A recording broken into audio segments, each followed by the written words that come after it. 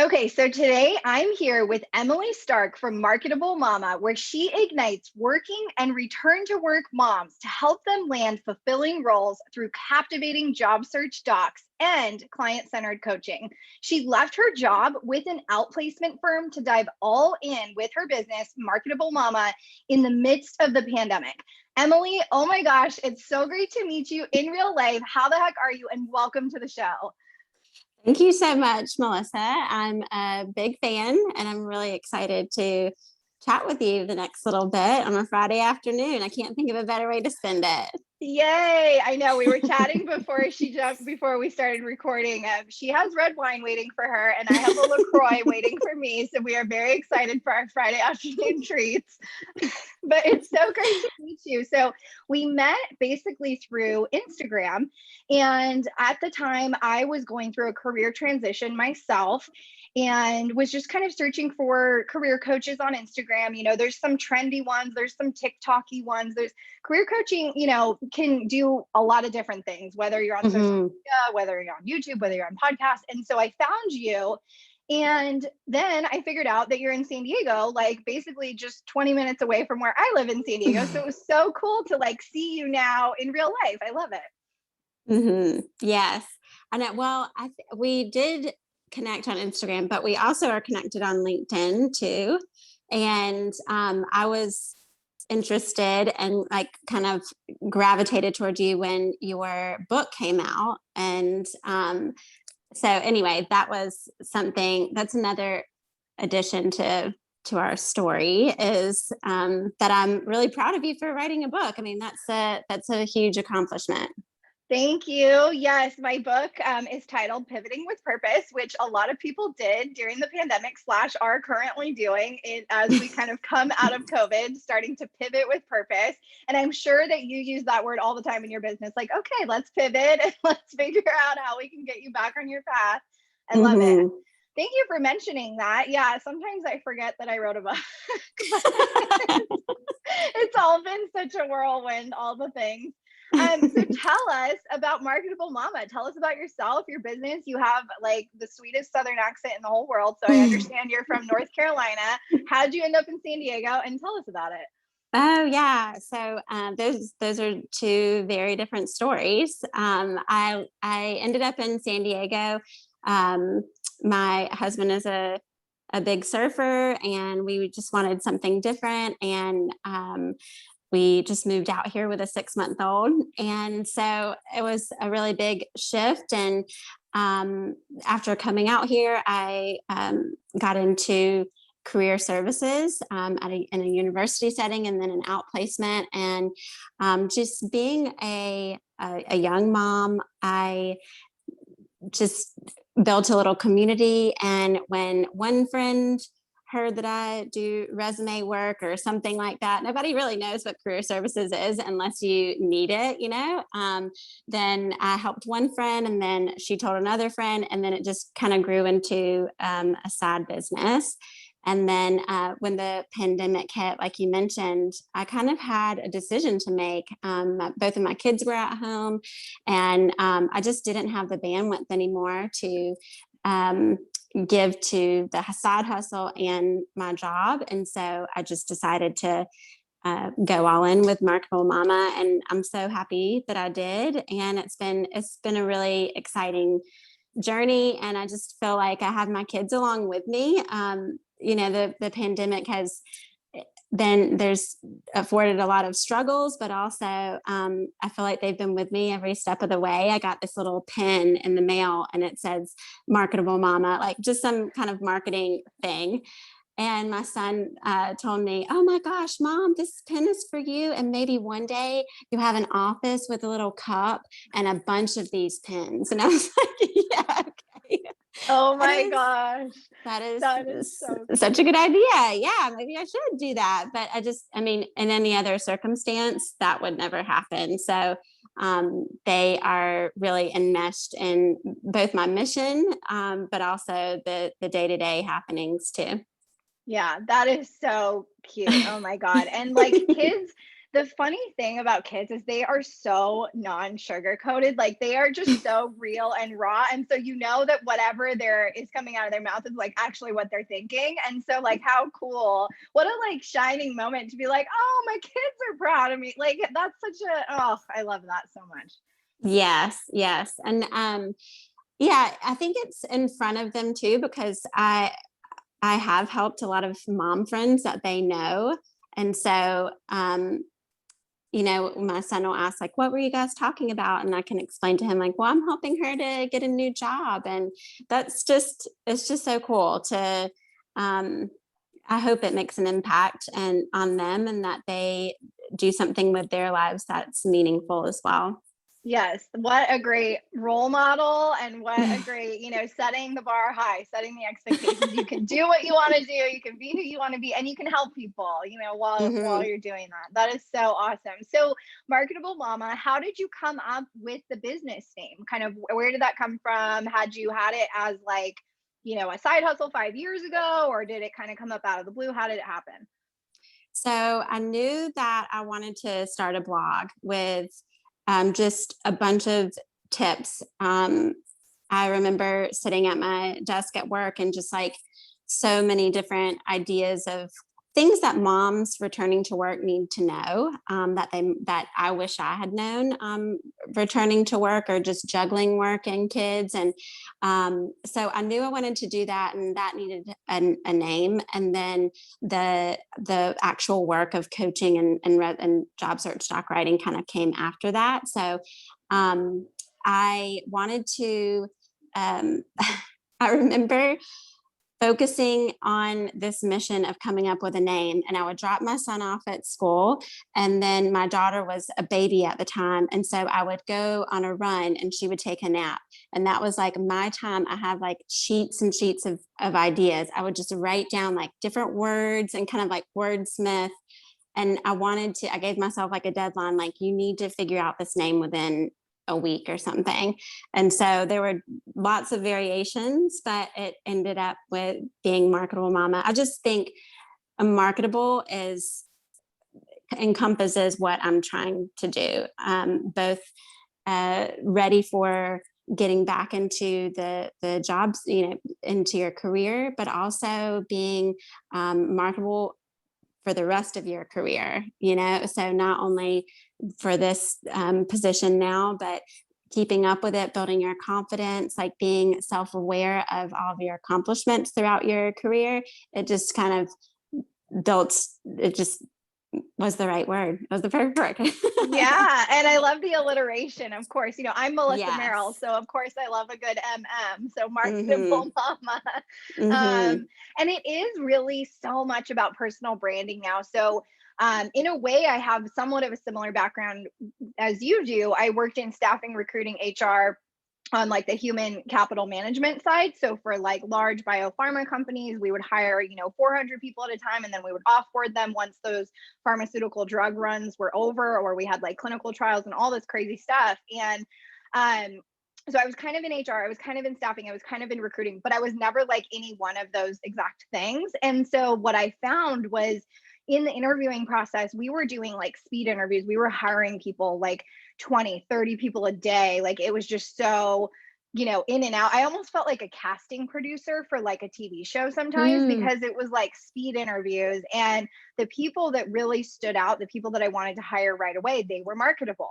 They had that like shine, that gleam, that confidence, that personality, and they were memorable. And so after a long day of speed interviewing, sometimes, 100 people, I would go back and I'd be like, oh, that was that guy with that shirt, or that was that girl with that lipstick, or that was, like, it's so interesting what stands out to us. So I love that you named it Marketable Mama. So cool.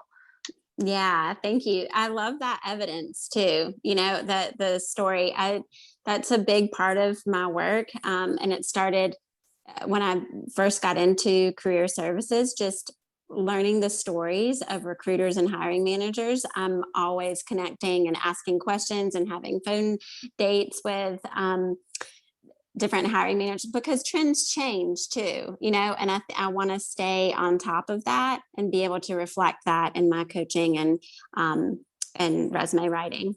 Yeah, it's so crazy like how times have changed. I know I look like I'm 12 years old and so do you, by the way, but like we both like, we have these long corporate backgrounds, like mine being, about 10, 15 years. And I think back in the day, I mean, resumes were very like Times New Roman font on the white cardstock. And this is back in the day when you would like print your resume, bring it in like a clear folio thing. Canva didn't exist for resumes. Sometimes if you were really fancy, you could like put it into PowerPoint and figure out how to do clip art. Like that was the big to do. So it is Hmm. so crazy to see how far this industry has come. I love it. Yeah, yeah. I was when you were kind of going back on the resume story for the certification that I have, the certified professional resume writer. We had to get this very, very specific paper in order to submit the resume that we had written. And I had to go to so many different office depots to find this. Nobody carried it anymore, and so I was. Anyway, that just reminds me that of how that's great evidence of how that has changed over time. Yeah, it's so crazy. Gone are the days of the card stock and this, the very formal CV and this and that. So I Hmm. love that you stay up to date on the trends. And speaking of trends, so your brand, I think really reflects you. I know I remember seeing recently you just got your website redone and you Hmm. have like, you obviously have your business name. What about like your fonts, your colors, your logo? What was that process like for you? Like, did you have all of that set up before you left your full-time job, or was that something you kind of did, took messy action and did it right after you left? Or tell us about that process. Yeah, I think. Well, I think it's at a really good place now, but and I think the update on my website was really helpful because just having her kind of walk me through the why she was making these decisions. Um, I mean, I'm just trying to stay in my lane. Like I think my product is very different from her expertise, and so but I wanted to learn about it so that I'm able to continue that the what she was creating for me, and that being like colors and fonts and things like that. So to answer your question, I think I was I really just was doing things as I went. I didn't really have that much of a plan, especially because it started just with the blog. And I just wanted to have a space, kind of a collection of all the articles that I had written and different um, services that I provide. And so I didn't really, but now it's at a more cohesive place. And Yeah. that's something that I think it depends on who the business owner is and if they are open and flexible. I'm very adaptable, kind of go with the flow, and that was okay for me. But I really appreciate when other people are a little bit more planned out and organized. I know that's your strength, and I love that in people, and those types of people compliment me so well.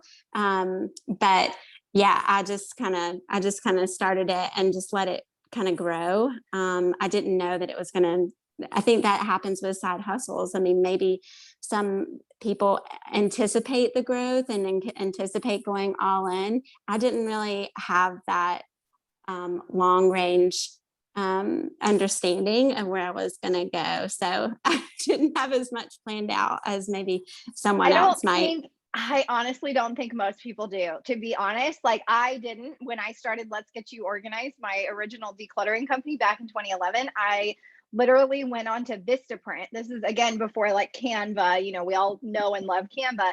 I went on to Vistaprint and they had some like preset designs where I could make business cards. And I just felt like if I'm going to have a business, I need business cards. Duh. Like this is back in Mhm. the paper clutter days of like the paper resumes, same thing, same time frame.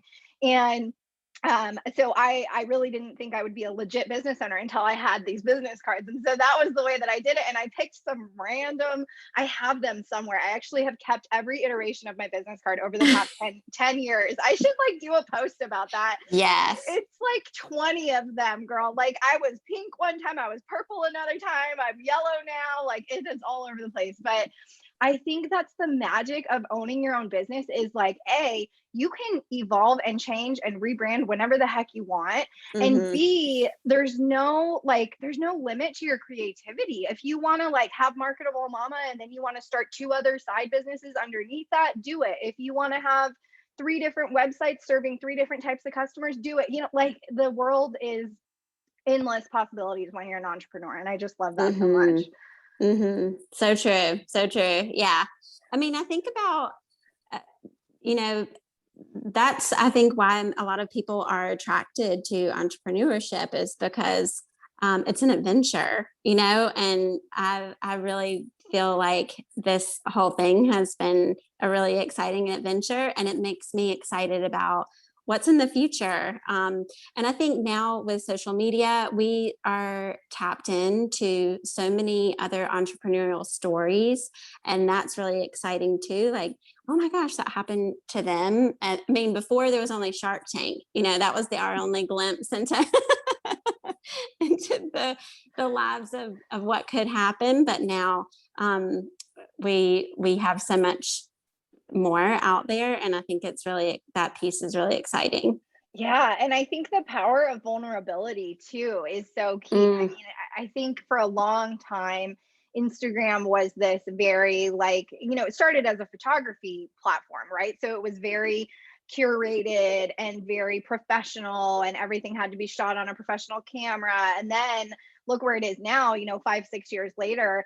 And like you said, we're able to see stories of people, the messy behind the scenes, you're an entrepreneur, but you're also a mom, and now your kid is taking a poop while you're on a Zoom call, or like whatever's happening. It really has become like so much more real and raw and vulnerable, which I really appreciate because I've always run my business and my life that way. And, mhm. for some people that's too much, and other people I'm just like, they love me because I am that like real glimpse into how it goes. And I think more and more that's becoming more popular, and I just love to see it. Yes, yes, I totally agree. And I think also from a just thinking about a hiring perspective, that vulnerability, I mean, there you can go too vulnerable with it too, but being vulnerable with yourself before going into an interview or preparing your job search documents and your professional brand, that's such an important step, because when you kind of pry that open, that's when you find your uniqueness and your strengths, and your what has helped to push you forward, and that's what a hiring manager wants to know. um, so I think that's another take on it, on vulnerability also. Yeah. Well, and I think two things there. So, one, I'm curious to hear what you think about like the digital footprint and how to clean up your digital footprint if you're trying to enter the workforce, and maybe you have some not so flattering stuff on like a MySpace that still exists, or a blog spot that still exists, or maybe like your personal Instagram isn't private and it's public. Like, A, do you think hiring managers look at that stuff and judge you on it? Because I personally think they do. And so I would lock it all up if, if I were a job seeker. And then B, I want to ask you a question on your thoughts on like soul searching and personality testing and stuff, like the know thyself factor. So what do you think about like the Mm, digital footprint first? yeah, I definitely think now, okay, the first thing that comes to mind is, so I worked at an executive outplacement firm prior to moving into Marketable Mama. And I remember a man asked me if he needed to clean up his Facebook or erase a lot of posts that he had done on his religion.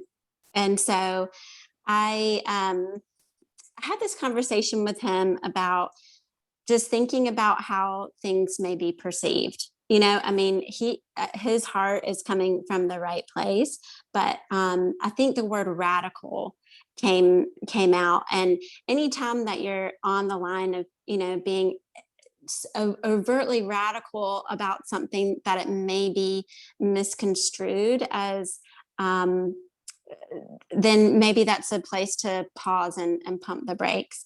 Now, I mean, it's a touchy subject because people feel radically about things. I feel radically about feminism sometimes and about the way women are treated, and so um, but I have to.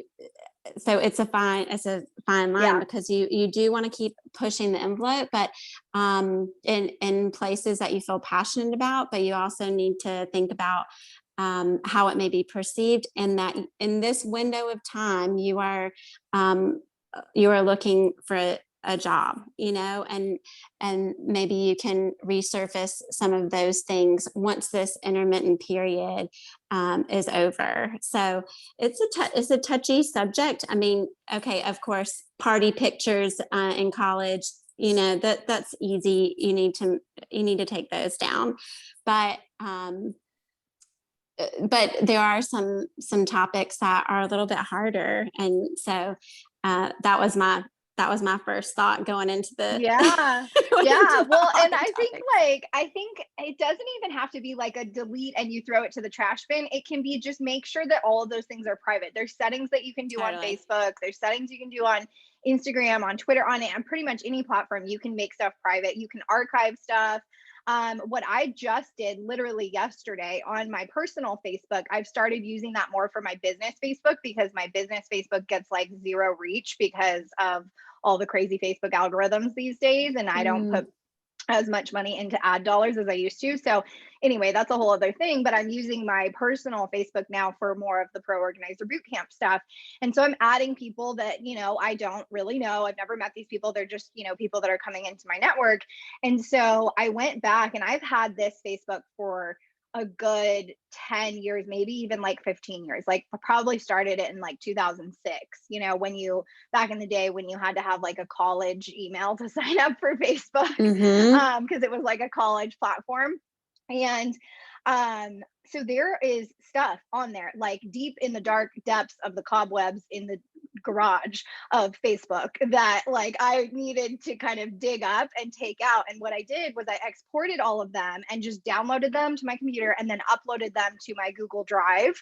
And so now I can still have those memories. I can still look back on those photos, but they're not living anywhere publicly for like this new Melissa 15 years later to Mm, see, So yeah.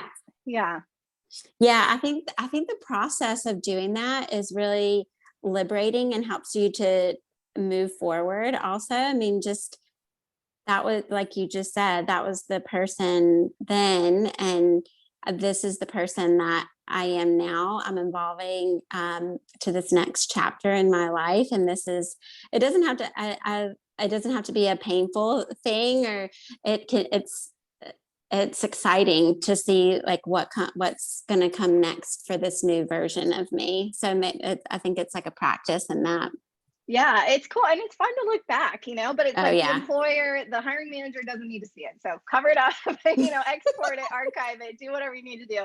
Okay, so then my next question on that same note was, in my course, I talk a lot about know thyself and personality testing and how these women that are on the fence about starting their side hustle, they're probably working a full-time job. Many of them that come to me are unhappy in their current 9 to 5 in their current full-time job, and they're looking for sort of like a way out. Now, side hustling takes time, right? It takes time to build a professional home organization business and really get it and get those clients and get all those business systems and structures in place before you go out and take the leap and just leave your 9 to 5. I never recommend somebody just, okay, quit your job today and tomorrow you'll be a super successful entrepreneur. That's not really how it works, as I'm sure too. And so I side hustled for about 7 years Mm, in my business before I left, and so much of it once I left was about getting to know myself and emotional intelligence and becoming more self-aware and what are my triggers, what are my strengths, my weaknesses, my threats, my opportunities.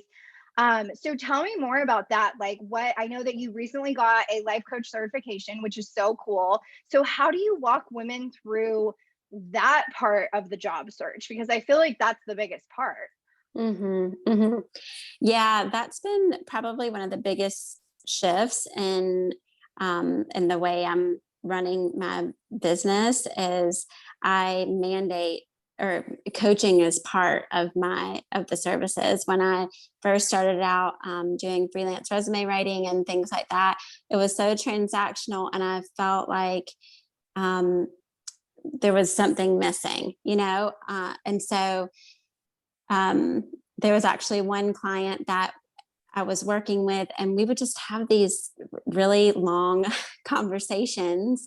And I knew that this is what it's supposed to be like. And a lot of the things that you're mentioning started coming up, like confidence and her emotional intelligence, blocks that were happening in her life. I mean, that's so big for moms, especially identifying themselves.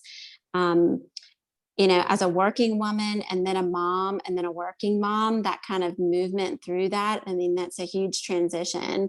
And so I couldn't just uh, pretend that that wasn't happening during our time together. And so now I'm a lot more hands-on, a lot more, it's, and I don't want to change that piece. I'm really kind of boutiquey in that way, where I just have a low client base because I really want to be with them through this time of transition. And a lot of things pop up too during the emotionally, but also a recruiter just called me and can you answer this quick question, that can I bounce this idea off of you? And so I think that's something that I've noticed, is that there's so much more to it than um, just delivering a resume. Yeah, it's so true. It's so true. Because I mean, anyone can go onto Canva and make themselves a pretty resume if they have any sort of graphic design skills for free, whatever. That's not what it's about. That, a pretty resume isn't what's going to get you a job. So you Mm-hmm. have to do that inner work. I believe you have to do that inner work first. So I love that. I love that you have, I love your word boutiquey. That's the technical term. So marketable mama is boutiquey. I love it. And because it's like that concierge level service of like, hey, you can box through, I don't know how you do it, but box through me or text me or whatever when you have these questions that pop up, because that's the Mm-hmm. support that I think people need. And being out of a job or being in a job transition stage where, maybe you are that woman that's looking at the clock every day at 3 p.m. going, oh, I freaking hate this. I'm miserable. How do I get out of this? But you're not ready to go full time in your business. I think sometimes you have to look and say, okay, well, could I be happier in another role? And sometimes that's a really scary decision to make. So I love that Mm-hmm. you fill that gap for them when they're feeling vulnerable. That's so awesome. Now, Yeah. what are some trends, just before we close, what are some trends that you're seeing with women in the workforce these days? Like, so post pandemic, here we are, we obviously saw unemployment spike like crazy during COVID. I think at one point it was like 15%, national unemployment rate, things like that, where now that things have kind of like, they've peaked and now they're sort of getting back to normal. What are you noticing? I'm noticing there's definitely an uptick in opportunities. Um, but for the moms that I am working with, um, there's a lot of different factors going on still. I mean, childcare is still um, hit or miss. And I think women want more flexibility. And I think they want more community support within the workplace. And I think they want to be compensated fairly. So those are like some big trends of things that I'm reading and picking up on just with my clients, and pushing also just um, with the hiring managers and just people I know, like this is what the new or the future of women work needs to look like. And so I think women going into their job search, that those are some top priorities for them. Yeah, I think so too. And I think, I mean, I just can't imagine first of all, I can't imagine being a mother because I'm not a mother. So I can't imagine it. But someday. But second of all, I can't imagine being, home with children for a year and a half or longer, depending when you're listening to this episode. And that being said, I think so many women are probably itching now to get out of the house. Like, okay, I've done the homeschooling thing. I've done the rearing, children under 3 thing without childcare centers, daycare centers being open due to the pandemic, things like that. So I imagine there's a lot more viable women to enter the workforce, highly skilled women that just simply need to market themselves maybe a little better, with Marketable Mama and get out there more. And then, also from the HR standpoint, I think there's a lot of work to be done on the pay gap. There's a lot of work to be done on on-site childcare. Like we had that at these Mm, giant biopharmas that we worked for. Like, God bless them for having billions of dollars to be able to fund that. But like, how can we do that at a smaller level or offer like stipends, yeah. for monthly childcare stipends, like whatever it needs to happen. I just got chills. Like clearly I'm passionate about it, even though I'm not a mom, but Uh, yeah, that's so cool. Like I just love what you yeah. said that there, things need to change. And I think this is the time to make change because we've Mhm. gone through such an upheaval over the past year and a half. Yeah, I think one like really quick, easy, tangible thing is the flexibility piece and seeing each mom and her or working woman in general or any employee as an individual. And as a manager, talking to them like, what do you need right now? Like what, and just being really individualized in the way that we're working with one another because we're all so different, and so I think that that's I imagine a lot of executive levels like, oh, this is it's too big, this is too all the moms, all the women, what can we do? And that's to trickle down, like just allow more freedom and flexibility and for each woman to be seen and heard. I think that's it, if that mindset shift could happen, then I think some really solid big picture ideas could come from that. So Yeah. I'm Yeah. I'm crossing my fingers, saying my prayers every day for and also for moms to and women to advocate for themselves and build communities for themselves, employee resource groups and things of that nature that can really and women in leadership roles, um, pulling women up, with them. I think there's so many. I'm obviously on my soapbox right now, so I can talk about this forever. But I know that change is happening right now and will continue to change. So that's the silver lining of the pandemic, is it's really brought to life some big issues that need to shift in a better direction. Completely, completely. When I was on my first Zoom call and I saw, the kid in diapers running behind, I was just like, oh my God, like it puts your perspective as a manager, as a leader, as an executive level type person into perspective. Like Mhm. I have a pit bull at my foot right now bugging me for a walk and I have a cat meowing in the background, but that's a lot different than having a human life to take care of, let alone 3, 4, or 5 of them. So yeah, I just think it really has put a lot of things into perspective. And I think it's humanized a lot, working from home. I think Mm. it's humanized people quite a bit. And I always laugh when people have like the very specific virtual background where you can't see Oh what's my going on. gosh. I'm like, I want to see what's going on in the background because I want to be able to like humanize and like understand where this person exists and lives. Yeah. And, that's just the What are you hiding sociologist. back there? Right, where are the skeletons? Okay, Emily, well, I have had so much fun chatting with you today. And where can my listeners find you if they'd like to connect further? Yeah, so I'm on Instagram, Marketable Mama, LinkedIn, it's Emily Stark. And then you can visit my website, www.marketable-mama.com. Yay! Thank you so Hmm. much for being Thank you here so much. today. It's good to chat with you, Melissa. Yes, it's so good to meet you in real life. I'm so happy to have you in my network, and we're definitely going to have to get together sometime now that we know we live just super close together. Oh, yeah. Yeah. Yeah. Any Friday. Right? We'll have the red wine. Okay. Well, thank you so much. And everyone stay tuned for the next episode. New episodes come out every single Wednesday, so make sure that you're subscribed.